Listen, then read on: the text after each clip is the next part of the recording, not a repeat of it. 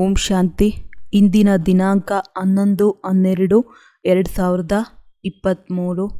ಮಧುರ ಮಕ್ಕಳೇ, ನೀವು ಎಲ್ಲರಿಗೆ ಜೀವನ್ ಮುಕ್ತಿಯ ಮಂತ್ರವನ್ನು ಕೊಡುವ ಸದ್ಗುರುವಿನ ಮಕ್ಕಳು, ಗುರುಗಳಾಗಿದ್ದೀರಿ. ನೀವು ಈಶ್ವರನ ಬಗ್ಗೆ ಎಂದು ಸುಳ್ಳು ಹೇಳಲು ಸಾಧ್ಯವಿಲ್ಲ. ಪ್ರಶ್ನೆ: ಸೆಕೆಂಡಿನಲ್ಲಿ ಜೀವನ್ ಮುಕ್ತಿಯನ್ನು ಪ್ರಾಪ್ತಿ ಮಾಡಿಕೊಳ್ಳುವ ವಿಧಿ ಹಾಗೂ ಅದರ ಗಾಯನವೇನಾಗಿದೆ? ಉತ್ತರ: ಸೆಕೆಂಡಿನಲ್ಲಿ ಜೀವನ್ ಮುಕ್ತಿಯನ್ನು ಪ್ರಾಪ್ತಿ ಮಾಡಿಕೊಳ್ಳಲು ಪ್ರವೃತ್ತಿಯಲ್ಲಿರುತ್ತಾ ಕಮಲ ಪುಷ್ಪ ಸಮಾನ ಪವಿತ್ರರಾಗಿ ಕೇವಲ ಈ ಅಂತಿಮ ಜನ್ಮದಲ್ಲಿ ಪವಿತ್ರತೆಯ ಪ್ರತಿಜ್ಞೆ ಮಾಡಿ, ಆಗ ಜೀವನ್ ಮುಕ್ತಿಯು ಸಿಕ್ಕಿಬಿಡುವುದು.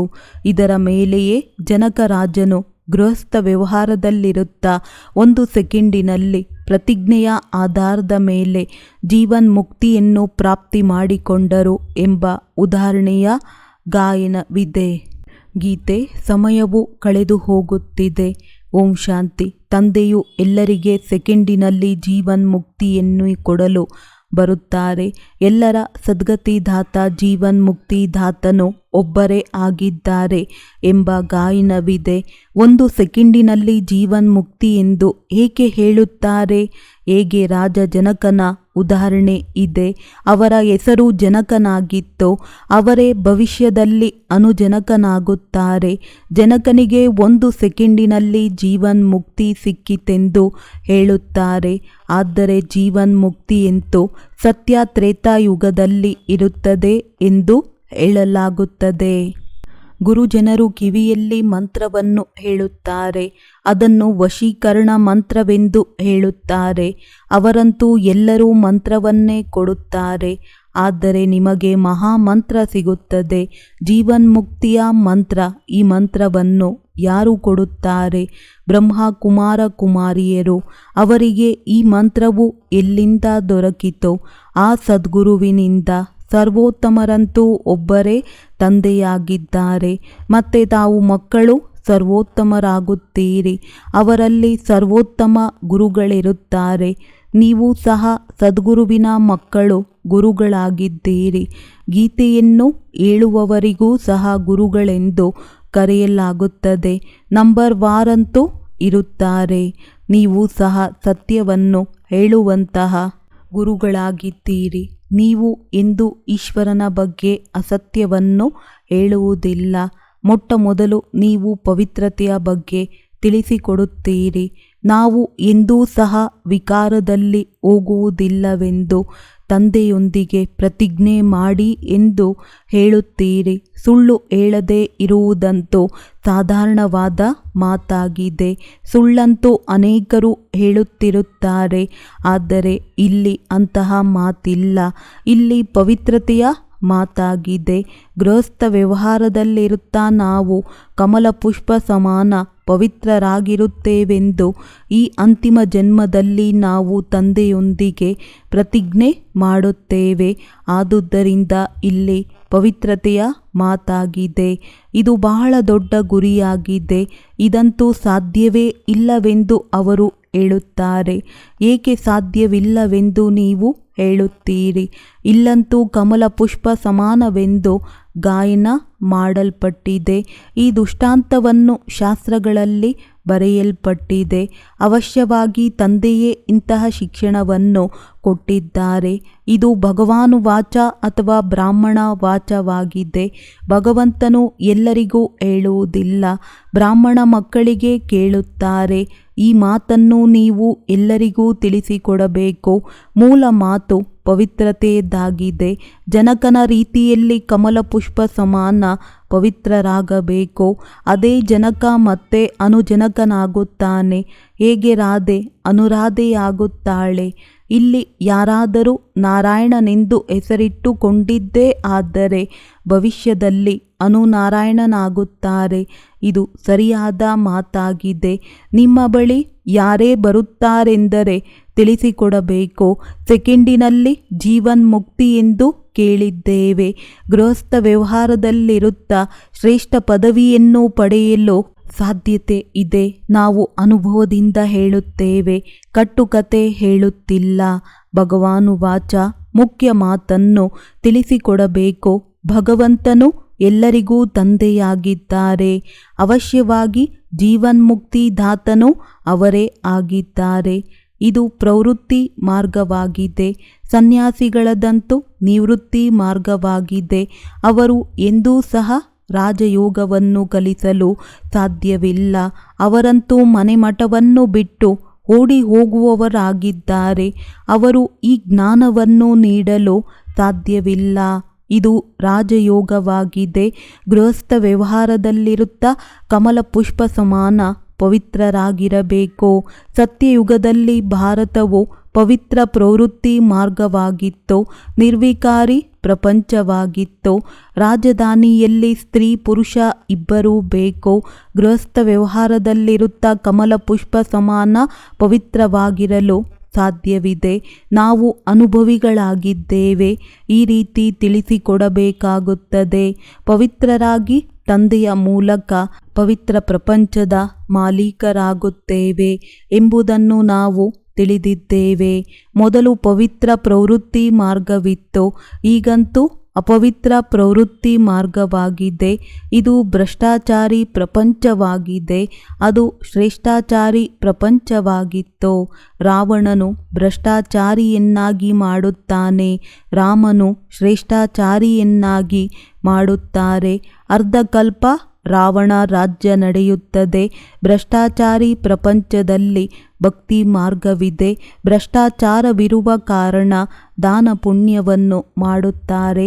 ಮನುಷ್ಯನು ಎಷ್ಟು ಭಕ್ತಿ ದಾನ ಪುಣ್ಯವನ್ನು ಮಾಡುತ್ತಾನೆಯೋ ಅದರಿಂದ ಭಗವಂತ ಸಿಗುತ್ತಾರೆಂದು ತಿಳಿದಿದ್ದಾರೆ. ಭಗವಂತನ ಭಕ್ತಿಯನ್ನು ಮಾಡುತ್ತಾರೆ. ನಮ್ಮನ್ನು ಶ್ರೇಷ್ಠರನ್ನಾಗಿ ಮಾಡಿ ಎಂದು ಕೇಳಿಕೊಳ್ಳುತ್ತಾರೆ. ಭಾರತ ಶ್ರೇಷ್ಠಾಚಾರಿಯಾಗಿತ್ತು. ಈಗಿಲ್ಲ. ಭ್ರಷ್ಟಾಚಾರಿಗಳೇ ಶ್ರೇಷ್ಠಾಚಾರಿಯಾಗುತ್ತಾರೆ. ಭಾರತದ ಹೊಸ ರಚನೆಯ ಕಥೆಯನ್ನು ಯಾರೂ ತಿಳಿದೇ ಇಲ್ಲ. ಚಿತ್ರಗಳ ಮೂಲಕ ಚೆನ್ನಾಗಿ ತಿಳಿಸಿಕೊಡಲು ಸಾಧ್ಯವಿದೆ. ಅಂತಹ ಚಿತ್ರಗಳನ್ನು ಮಾಡಬೇಕಾಗಿದೆ. ಪ್ರತಿಯೊಂದು ಸೇವಾ ಕೇಂದ್ರದಲ್ಲಿ ಪ್ರದರ್ಶನಿಯ ಚಿತ್ರಗಳು ಇರಬೇಕು. ತಂದೆಯು ಸಲಹೆಯನ್ನು ಕೊಡುತ್ತಾರೆ. ಒಂದು ವೇಳೆ ನಮ್ಮ ಬಳಿ ಪ್ರದರ್ಶನಿ ಚಿತ್ರಗಳು ಇಲ್ಲವೆಂದು ಪತ್ರವನ್ನು ಬರೆದರೆ ತಂದೆಯು ಅದನ್ನು ಮಾಡಿಸಿ ಕಳುಹಿಸಿಕೊಡಬೇಕೆಂದು ಸಲಹೆಯನ್ನು ಕೊಡುತ್ತೇವೆ. ಈ ಚಿತ್ರಗಳು ಬಹಳ ಅರ್ಥಸಹಿತವಾಗಿವೆ. ನಾವು ತಂದೆಯ ಮಕ್ಕಳಾಗಿದ್ದೇವೆ ಎಂಬುದು ಮೊಟ್ಟಮೊದಲು ಬುದ್ಧಿಯಲ್ಲಿರಬೇಕು. ಭಗವಂತನು ಸ್ವರ್ಗದ ರಚಯಿತನಾಗಿದ್ದಾರೆ. ನರಕವನ್ನು ರಾವಣನು ರಚಿಸುತ್ತಾನೆ. ಗೋಲಾದ ಮೇಲೆ 10 ತಲೆಯುಳ್ಳಂತಹ ರಾವಣನನ್ನು ಮಾಡಿಸಿ ಸ್ವರ್ಗದ ಗೋಲದ ಮೇಲೆ ಚತುರ್ಭುಜನನ್ನು ತೋರಿಸಿ ಇದು ರಾಮರಾಜ್ಯ, ಇದು ರಾವಣ ರಾಜ್ಯ ಎಂತಲೂ ಬರೆಯಬಹುದು. ಈ ಸಮಯದಲ್ಲಿ ರಾವಣನು ಸರ್ವವ್ಯಾಪಿಯಾಗಿದ್ದಾನೆ. ಅಲ್ಲಿ ರಾಮನು ಸರ್ವವ್ಯಾಪಿಯಾಗಿದ್ದಾನೆ ಎಂದು ನಾವು ಹೇಳಲು ಸಾಧ್ಯವಿಲ್ಲ. ಗಾಯನ ಮಾಡಲಾಗುತ್ತದೆ. ಆತ್ಮ ಪರಮಾತ್ಮರು ಬಹಳ ಕಾಲ ಅಗಲಿದ್ದರು. ಯಾವಾಗ ಸದ್ಗುರು ದಲ್ಲಾಳಿಯಾಗಿ ಸಿಕ್ಕಿದರೋ ಆಗ ಸುಂದರ ಮಿಲನವಾಯಿತು. ಅಂದಾಗ ಅವರು ಅವಶ್ಯವಾಗಿ ಬರುತ್ತಾರಲ್ಲವೇ? ಈ ಲೆಕ್ಕವನ್ನು ಯಾರೂ ತಿಳಿದುಕೊಂಡಿಲ್ಲ. ಮೊಟ್ಟಮೊದಲು ದೇವಿ ದೇವತೆಗಳೇ ಅಗಲಿ ಹೋಗುತ್ತಾರೆ. ಇದು ಜ್ಞಾನವಾಗಿದೆ. ಇದನ್ನು ಯಾರಿಗೆ ಬೇಕಾದರೂ ತಿಳಿಸಬಹುದು. ಆತ್ಮಗಳ ತಂದೆಯಾಗಿದ್ದಾರಲ್ಲವೇ? ಏ ಆತ್ಮ, ತಮ್ಮ ಪರಂಪಿತ ಪರಮಾತ್ಮನ ಕರ್ತವ್ಯವನ್ನು ತಿಳಿದುಕೊಂಡಿಲ್ಲವೇ? ತನ್ನ ತಂದೆಯ ಕರ್ತವ್ಯವನ್ನು ತಿಳಿಯದೇ ಇರುವ ಮಕ್ಕಳು ಯಾರೂ ಇರುವುದಿಲ್ಲ. ತಂದೆ ಕುಳಿತು ತಿಳಿಸುತ್ತಾರೆ, ನೀವು ನಿಮ್ಮ ಜನ್ಮವನ್ನು ತಿಳಿದುಕೊಂಡಿಲ್ಲ. ನಾನು ತಿಳಿಸಿಕೊಡುತ್ತೇನೆಂದು ತಂದೆಯು ಹೇಳುತ್ತಾರೆ. ಮೊಟ್ಟಮೊದಲು ದೇವಿ ದೇವತಾ ಧರ್ಮದವರು ಇಷ್ಟು ಜನ್ಮಗಳನ್ನು ತೆಗೆದುಕೊಳ್ಳುತ್ತಾರೆ. ಅನ್ಯ ಧರ್ಮದವರು ಎಷ್ಟು ಜನ್ಮಗಳನ್ನು ತೆಗೆದುಕೊಳ್ಳಬಹುದು ಎಂಬುದನ್ನು ಲೆಕ್ಕ ಹಾಕಿ ಕೊನೆ ಪಕ್ಷ ಇಷ್ಟು ಜನ್ಮಗಳನ್ನು ತೆಗೆದುಕೊಳ್ಳುತ್ತಾರೆಂದು ಸಿದ್ಧ ಮಾಡಿ ಹೇಳಬೇಕು. ವೃಕ್ಷವು ವೃದ್ಧಿಯಾಗುತ್ತಾ ಹೋಗುತ್ತದೆ. ಮೊಟ್ಟಮೊದಲು ದೇವಿ ದೇವತಾ ಧರ್ಮವಿತ್ತು. ಅವರದ್ದೇ 84 ಜನ್ಮಗಳೆಂದು ಹೇಳಲಾಗುತ್ತದೆ. ಭಾರತದ ಜ್ಞಾನವಲ್ಲವೇ? ಪ್ರಾಚೀನ ಭಾರತದ ಜ್ಞಾನವನ್ನು ಯಾರು ಕೊಟ್ಟರೂ ಕೃಷ್ಣನನ್ನು ಎಲ್ಲರೂ ಒಪ್ಪುವುದಿಲ್ಲ. ಈ ಜ್ಞಾನವನ್ನು ಭಗವಂತನೇ ತಿಳಿಸುತ್ತಾರೆ. ಅವರು ಜ್ಞಾನಪೂರ್ಣ ಪರಂಪಿತ ಪರಮಾತ್ಮನಾಗಿದ್ದಾರಲ್ಲವೇ? ಬ್ರಹ್ಮನಿಗೂ ಸಹ ಜ್ಞಾನಪೂರ್ಣರೆಂದು ಹೇಳುವುದಿಲ್ಲ, ಕೃಷ್ಣನಿಗೂ ಸಹ ಹೇಳುವುದಿಲ್ಲ. ಕೃಷ್ಣನ ಮಹಿಮೆಯೇ ಬೇರೆಯಾಗಿದೆ. ಇದನ್ನು ತಿಳಿಸಿಕೊಡಲು ಬಹಳ ಸ್ಪಷ್ಟವಾದ ಜ್ಞಾನವಾಗಿದೆ. ಭಗವಂತನಂತೂ ಎಲ್ಲರಿಗೂ ಒಬ್ಬರೇ ನಿರಾಕಾರ ಪರಂಪಿತ ಪರಮಾತ್ಮನಾಗಿದ್ದಾರೆ. ಅವರು ರಚಯಿತನೂ ಆಗಿದ್ದಾರೆ. ಕೃಷ್ಣನಂತೂ ರಚನೆಯಾಗಿದ್ದಾರೆ. ಶ್ರೇಷ್ಠಾತಿ ಶ್ರೇಷ್ಠ ಭಗವಂತ ಒಬ್ಬರಲ್ಲವೇ? ಅವರನ್ನು ಸರ್ವವ್ಯಾಪಿ ಎಂದು ಹೇಳಲು ಸಾಧ್ಯವಿಲ್ಲ. ಭಾರತದಲ್ಲಿ ಎಲ್ಲರಿಗಿಂತ ದೊಡ್ಡವರು ರಾಷ್ಟ್ರಪತಿ ಮತ್ತೆ ನಂಬರ್ ವಾರ್ ಇರುತ್ತಾರೆ. ಎಲ್ಲರ ಕರ್ತವ್ಯವೂ ಒಂದೇ ಆಗಿದೆ ಎಂದಲ್ಲ. ಪ್ರತಿಯೊಬ್ಬ ಆತ್ಮನಿಗೆ ಅವಿನಾಶಿ ಪಾತ್ರವೂ ಸಿಕ್ಕಿದೆ. ಇದನ್ನು ಸಿದ್ಧ ಮಾಡಬೇಕು. ಪರಸ್ಪರದಲ್ಲಿ ಸಲಹೆಯನ್ನು ತೆಗೆದುಕೊಂಡು ಸೇವೆಯ ಯೋಜನೆಯನ್ನು ಮಾಡಬೇಕು. ಆದರೆ ಬುದ್ಧಿಯ ಲೈನ್ ಕ್ಲಿಯರ್ ಇಲ್ಲವೆಂದರೆ, ಯಾವುದೇ ವಿಕಾರವಿತ್ತೆಂದರೆ ಅಥವಾ ನಾಮರೂಪದಲ್ಲಿ ಸಿಲುಕಿ ಹಾಕಿಕೊಂಡರೆ ಸೇವೆಯನ್ನು ಮಾಡಲು ಸಾಧ್ಯವಿಲ್ಲ. ಇದರಲ್ಲಿ ಬುದ್ಧಿಯ ಲೈನ್ ಬಹಳ ಸ್ಪಷ್ಟವಾಗಿರಬೇಕು. ಫಲಿತಾಂಶವಂತೂ ಅಂತ್ಯದಲ್ಲೇ ಹೊರಬೀಳುತ್ತದೆ. ಈಗಂತೂ ಎಲ್ಲರೂ ನಂಬರ್ ವಾರ್ ಆಗಿದ್ದಾರೆ. ಮನುಷ್ಯರು ವ್ಯಾಸ ಭಗವಂತ ಶಾಸ್ತ್ರವನ್ನು ರಚಿಸಿದರೆಂದು ಹೇಳುತ್ತಾರೆ. ವ್ಯಾಸನಂತೂ ಭಗವಂತನಾಗಲು ಸಾಧ್ಯವಿಲ್ಲ. ಧರ್ಮಶಾಸ್ತ್ರಗಳು 4 ಇವೆ. ಭಾರತದ ಧರ್ಮಶಾಸ್ತ್ರವು ಒಂದೇ ಗೀತಾ ಮಾತೆಯಾಗಿದೆ. ಆಸ್ತಿಯಂತೂ ಅವರಿಂದಲೇ ಸಿಗುತ್ತದೆ. ತಾಯಿಯ ಮೂಲಕ ತಂದೆಯ ಆಸ್ತಿಯೂ ಸಿಗುತ್ತದೆ. ಗೀತಾ ಮಾತೆಯ ರಚಯಿತ ತಂದೆಯಾಗಿದ್ದಾರೆ. ಗೀತೆಯ ಮೂಲಕವೇ ಪ್ರಾಚೀನ ಸಹಜ ರಾಜಯೋಗದ ಜ್ಞಾನವನ್ನು ಕೊಡಲಾಗುತ್ತದೆ. ಗೀತೆಯಂತೂ ಭರತಖಂಡದ ಶಾಸ್ತ್ರವಾಗಿದೆ.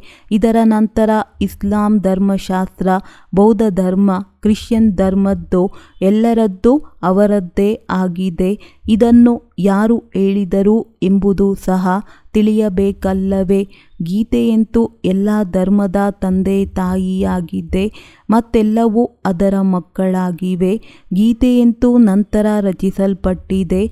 ಇಷ್ಟೆಲ್ಲ ವೇದ ಉಪನಿಷತ್ ಯಾವ ಧರ್ಮದ್ದಾಗಿದೆ? ಇದನ್ನು ಯಾರು ನುಡಿಸಿದರೆಂದು ತಿಳಿಯಬೇಕಲ್ಲವೇ? ಇದರಿಂದ ಯಾವ ಧರ್ಮವು ಹುಟ್ಟಿಕೊಂಡಿತೋ? ಯಾವುದೇ ಧರ್ಮವಿಲ್ಲ. ಗೀತೆಯು ಖಂಡನೆ ಮಾಡಲ್ಪಟ್ಟಿದೆ ಎಂಬುದನ್ನು ಮೊಟ್ಟಮೊದಲು ಸಿದ್ಧ ಮಾಡಬೇಕು. ತಂದೆಯ ಬದಲಾಗಿ ಮಗನ ಹೆಸರನ್ನು ಹಾಕಲಾಗಿದೆ. ಪ್ರತಿಯೊಬ್ಬರ ಜೀವನ ಚರಿತ್ರೆ ಬೇರೆ ಬೇರೆಯಾಗಿದೆ.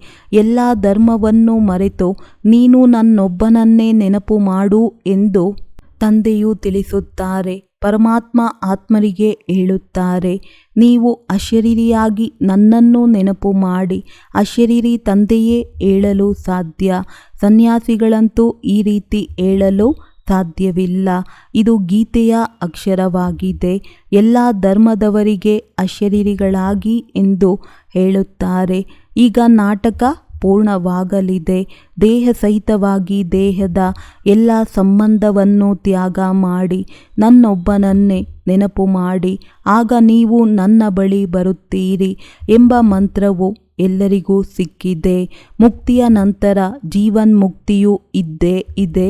ಮುಕ್ತಿಯ ಮೂಲಕವೇ ಜೀವನ್ಮುಕ್ತಿಯ ಪದವಿಯಾಗಿದೆ.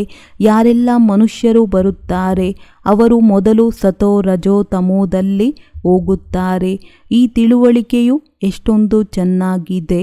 ಆದರೆ ಮಕ್ಕಳು ಒಂದು ಕಿವಿಯಿಂದ ಕೇಳಿ ಮತ್ತೊಂದು ಕಿವಿಯಿಂದ ತೆಗೆದು ಹಾಕಿಬಿಡುತ್ತಾರೆ. ಇದಂತೂ ಬಹಳ ಸಹಜವಾಗಿದೆ. ನೀವು ಪ್ರತಿಯೊಂದು ಸ್ಥಳದಲ್ಲಿ ಪ್ರದರ್ಶನಿಯನ್ನು ಮಾಡಿ ಒಂದು ದಿನಪತ್ರಿಕೆಯಲ್ಲಿಯೂ ಹಾಕಿಸಬಹುದು. ಇದಕ್ಕಾಗಿ ಖರ್ಚು ಮಾಡಬಹುದು. ಎಲ್ಲರೂ ತಿಳಿದುಕೊಳ್ಳಲಿ. ದಿನಪತ್ರಿಕೆಯಲ್ಲಿ ಅವಶ್ಯವಾಗಿ ಹಾಕಿಸಬೇಕು. ಮಕ್ಕಳಿಗೆ ಬಹಳಷ್ಟು ನಶೆ ಇರಬೇಕು, ಬಾಕಿ ಸಮಯ ಬಹಳ ಸ್ವಲ್ಪವೇ ಉಳಿದಿದೆ. ಅತೀಂದ್ರಿಯ ಸುಖವನ್ನು ಗೋಪಿಯರೊಂದಿಗೆ ಕೇಳಿ ಎಂಬ ಗಾಯನವಿದೆ. ಗೋಪಿ ವಲ್ಲಭನ ಗೋಪಿಯರಾಗಿದ್ದಾರೆ. ಗೋಪಿಯರು ಸತ್ಯಯುಗದಲ್ಲಿಯೇ ಆಗಲಿ ಕಲಿಯುಗದಲ್ಲಿಯೇ ಆಗಲಿ ಇರುವುದಿಲ್ಲ. ಅಲ್ಲಿ ಲಕ್ಷ್ಮೀದೇವಿ ಮತ್ತು ರಾಧೇದೇವಿ ಇರುತ್ತಾರೆ. ಗೋಪಿಯರು ಈಗ ಇದ್ದಾರೆ.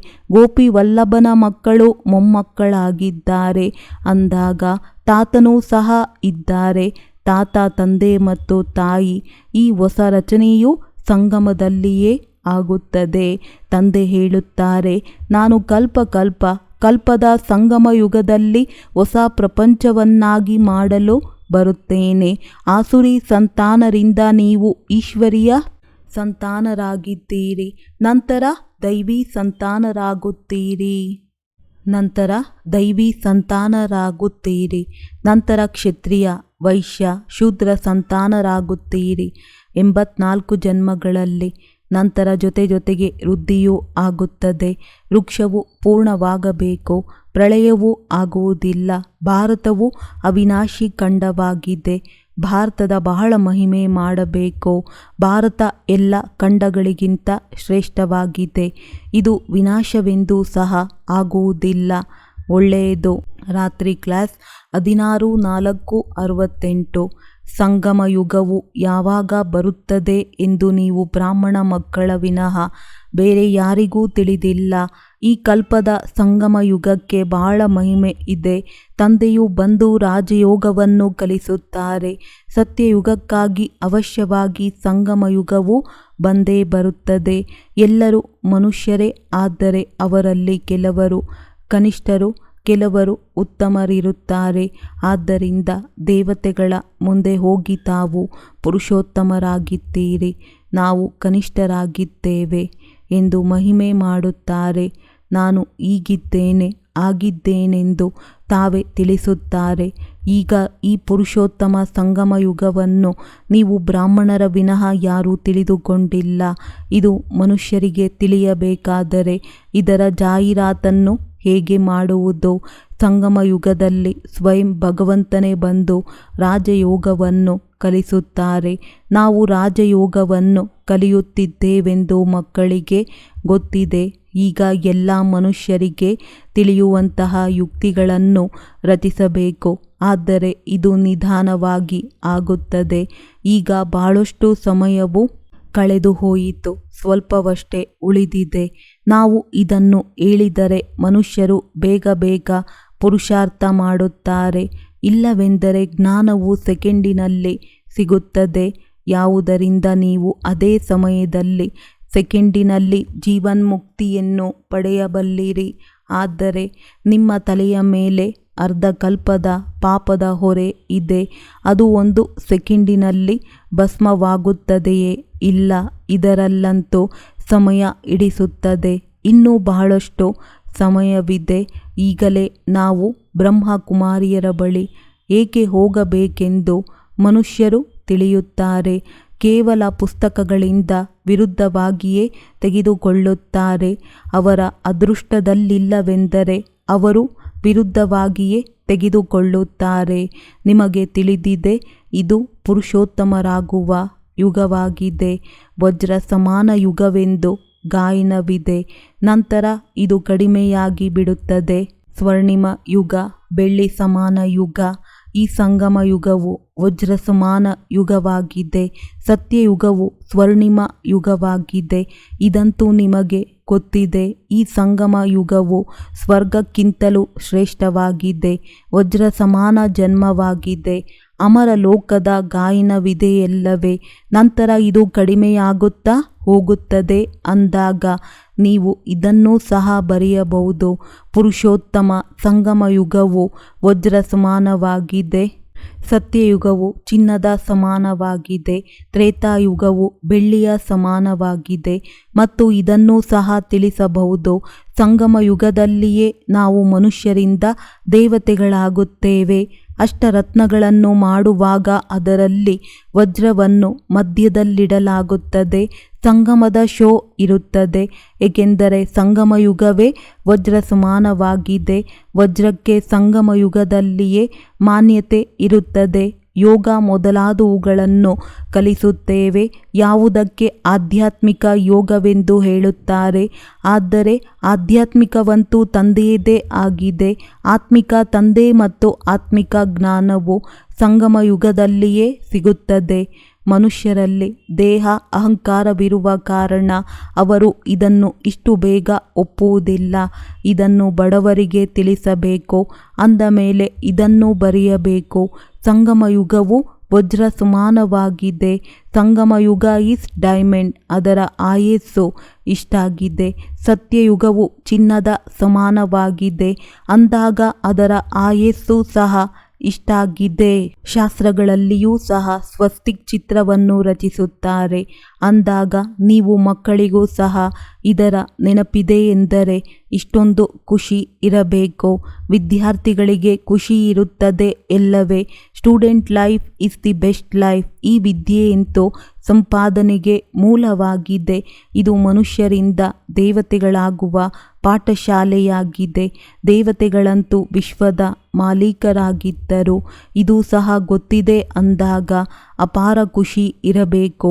ಆದ್ದರಿಂದಲೇ ಅತೀಂದ್ರಿಯ ಸುಖವನ್ನು ಗೋಪಿ ವಲ್ಲಭನ ಗೋಪಗೋಪಿಯರಿಂದಲೇ ಕೇಳಿ ಎಂಬ ಗಾಯನವಿದೆ. ಶಿಕ್ಷಕರಂತೂ ಅಂತ್ಯದವರೆಗೆ ಓದಿಸುತ್ತಾರೆ. ಅಂದ ಮೇಲೆ ಅವರನ್ನು ಅಂತ್ಯದವರೆಗೂ ನೆನಪು ಮಾಡಬೇಕು. ನಮಗೆ ಭಗವಂತನೇ ಓದಿಸುತ್ತಾರೆ ಮತ್ತು ಭಗವಂತನೇ ಜೊತೆಯಲ್ಲಿ ಕರೆದುಕೊಂಡು ಹೋಗುತ್ತಾರೆ. ಏ ಮುಕ್ತಿದಾತ, ನಮ್ಮನ್ನು ದುಃಖದಿಂದ ಬಿಡಿಸಿ ಎಂದು ಕರೆಯುತ್ತಾರೆ. ಸತ್ಯಯುಗದಲ್ಲಿ ದುಃಖವಿರುವುದೇ ಇಲ್ಲ. ವಿಶ್ವದಲ್ಲಿ ಶಾಂತಿ ಸ್ಥಾಪನೆಯಾಗಲಿ ಎಂದು ಹೇಳುತ್ತಾರೆ. ಅಂದ ಮೇಲೆ ಶಾಂತಿಯು ಹಿಂದೆ ಎಂದಾದರೂ ಇತ್ತೇ? ಅದು ಯಾವ ಯುಗವಾಗಿತ್ತು ಎಂದು ಕೇಳಿ. ಏಕೆಂದರೆ ಇದು ಯಾರಿಗೂ ಗೊತ್ತಿಲ್ಲ. ರಾಮರಾಜ್ಯವು ಸತ್ಯಯುಗ, ರಾವಣ ರಾಜ್ಯವು ಕಲಿಯುಗವಾಗಿದೆ. ಇದನ್ನಂತೂ ತಿಳಿದುಕೊಂಡಿದ್ದೀರಲ್ಲವೇ? ಮಕ್ಕಳು ಅನುಭವವನ್ನು ತಿಳಿಸಬೇಕು. ಬೇಅದ್ದಿನ ತಂದೆಯು ಬೇಅದ್ದಿನ ರಾಜ್ಯ ಭಾಗ್ಯವನ್ನು ಕೊಡುವವರು ಸಿಕ್ಕಿದರು ಅಂದ ಮೇಲೆ ಮತ್ಯಾವ ಅನುಭವವನ್ನು ಹೇಳಲಿ? ಮತ್ಯಾವುದೇ ಮಾತಿಲ್ಲ. ಇಂತಹ ಖುಷಿಯು ಮತ್ಯಾವುದೂ ಇಲ್ಲ. ಯಾವಾಗಲಾದರೂ ಯಾರೊಂದಿಗೆ ಮುನಿಸಿಕೊಂಡರೆ ಹೋಗಿ. ವಾಸ್ತವದಲ್ಲಿ ಮನೆಯಲ್ಲಿ ಕುಳಿತು ಬಿಡಬಾರದು. ಹೀಗೆ ಕುಳಿತುಕೊಳ್ಳುವುದೆಂದರೆ ತಮ್ಮ ಅದೃಷ್ಟದೊಂದಿಗೆ ಮುನಿಸಿಕೊಳ್ಳುವುದಾಗಿದೆ. ವಿದ್ಯೆಯೊಂದಿಗೆ ಮುನಿಸಿಕೊಂಡರೆ ಏನು ಕಲಿಯುತ್ತೀರಿ? ತಂದೆಯು ಓದಿಸುವುದೇ ಬ್ರಹ್ಮರವರ ಮುಖಾಂತರ ಅಂದಾಗ ಒಬ್ಬರು ಇನ್ನೊಬ್ಬರೊಂದಿಗೆ ಮುನಿಸಿಕೊಳ್ಳಬಾರದು. ಇದು ಮಾಯೆಯಾಗಿದೆ. ಆ ಯಜ್ಞದಲ್ಲಿ ಅಸುರರ ವಿಘ್ನಗಳಂತೂ ಬಂದೇ ಬರುತ್ತವೆ ಎಲ್ಲವೇ? ಒಳ್ಳೆಯದು. ಮಧುರಾತಿ ಮಧುರ ಆತ್ಮಿಕ ಮಕ್ಕಳ ಪ್ರತಿ ಆತ್ಮಿಕ ತಂದೆ ಮತ್ತು ದಾದಾರವರ ನೆನಪು, ಪ್ರೀತಿ ಹಾಗೂ ಶುಭರಾತ್ರಿ. ಆತ್ಮಿಕ ಮಕ್ಕಳಿಗೆ ಆತ್ಮಿಕ ತಂದೆಯ ನಮಸ್ತೆ. ಧಾರಣೆಗಾಗಿ ಮುಖ್ಯ ಸಾರ. ತಂದೆಯು ಏನನ್ನು ತಿಳಿಸುತ್ತಾರೆಯೋ ಅದನ್ನು ಒಂದು ಕಿವಿಯಿಂದ ಕೇಳಿ ಇನ್ನೊಂದು ಕಿವಿಯಿಂದ ಬಿಟ್ಟು ಬಿಡಬಾರದು. ಜ್ಞಾನದ ನಶೆಯಲ್ಲಿದ್ದು ಅತೀಂದ್ರಿಯ ಸುಖದ ಅನುಭವ ಮಾಡಬೇಕು. ಎಲ್ಲರಿಗೆ ಸೆಕೆಂಡಿನಲ್ಲಿ ಮುಕ್ತಿ, ಜೀವನ್ಮುಕ್ತಿಯ ಅಧಿಕಾರವನ್ನು ಕೊಡುವುದಕ್ಕಾಗಿ ಇದೇ ಮಹಾಮಂತ್ರವನ್ನು ತಿಳಿಸಬೇಕು. ದೇಹ ಸಹಿತ ದೇಹದ ಎಲ್ಲ ಸಂಬಂಧಗಳ ತ್ಯಾಗ ಮಾಡಿ ತಂದೆಯನ್ನು ನೆನಪು ಮಾಡಿ. ವರದಾನ: ಸ್ಪಷ್ಟ ಬುದ್ಧಿಯ ಮೂಲಕ ಪ್ರತಿ ಮಾತನ್ನು ಪರಿಶೀಲನೆ ಮಾಡಿ ಯಥಾರ್ಥ ನಿರ್ಣಯ ಮಾಡುವಂತಹ ಸಫಲತಾ ಮೂರ್ತಿ ಭವ. ಎಷ್ಟೆಷ್ಟು ಬುದ್ಧಿ ಸ್ಪಷ್ಟ ಇದೆ ಅಷ್ಟು ಪರಿಶೀಲಿಸುವ ಶಕ್ತಿ ಪ್ರಾಪ್ತಿಯಾಗುವುದು. ಹೆಚ್ಚು ಮಾತಿನ ಬಗ್ಗೆ ಯೋಚಿಸುವ ಬದಲು ಒಬ್ಬ ತಂದೆಯ ನೆನಪಿನಲ್ಲಿರಿ. ತಂದೆಯ ಜೊತೆ ಸ್ಪಷ್ಟವಾಗಿದ್ದಾಗ ಎಲ್ಲ ಮಾತುಗಳನ್ನು ಸಹಜವಾಗಿ ಪರಿಶೀಲಿಸಿ ಯಥಾರ್ಥ ನಿರ್ಣಯವನ್ನು ಮಾಡಲು ಸಾಧ್ಯ. ಯಾವ ಸಮಯದಲ್ಲಿ ಎಂತಹ ಪರಿಸ್ಥಿತಿ, ಎಂತಹ ಸಂಪರ್ಕ ಸಂಬಂಧದವರ ಮೂಡ್, ಅದೇ ಸಮಯ ಅದೇ ಪ್ರಮಾಣ ನಡೆಯುವುದು, ಅದನ್ನು ಪರಿಶೀಲಿಸಿ ನಿರ್ಣಯ ತೆಗೆದುಕೊಳ್ಳುವುದು. ಇದು ಸಹ ಬಹಳ ದೊಡ್ಡ ಶಕ್ತಿಯಾಗಿದೆ. ಯಾವುದು ನಿಮ್ಮನ್ನು ಸಫಲತಾ ಮೂರ್ತಿಗಳನ್ನಾಗಿ ಮಾಡುವುದು? ಸ್ಲೋಗನ್: ಜ್ಞಾನ ಸೂರ್ಯ ತಂದೆಯ ಜೊತೆ ಅದೃಷ್ಟ ನಕ್ಷತ್ರಗಳು ಅವರೇ ಆಗಿದ್ದಾರೆ. ಯಾರು ಜಗತ್ತಿನ ಅಂಧಕಾರವನ್ನು ದೂರ ಮಾಡುವವರಾಗಿದ್ದಾರೆ, ಅಂಧಕಾರದಲ್ಲಿ ಬರುವವರಲ್ಲ. ಒಳ್ಳೆಯದು. ಓಂ ಶಾಂತಿ.